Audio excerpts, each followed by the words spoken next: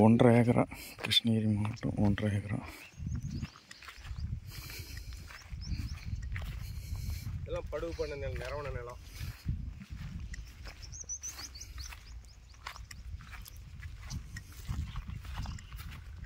கிருஷ்ணகிரி மாவட்டம் 1.5 ஏக்கரா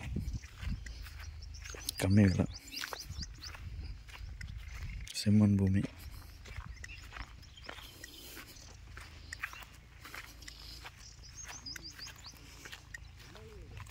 பாருங்க, மண் இந்த மண் தான்.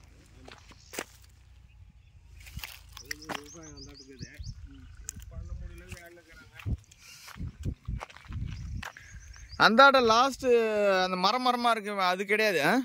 இல்லைங்க, ஃபாரஸ்ட் கிடைச்சேன். அதான் அதுவும் தான் நம்மளுது.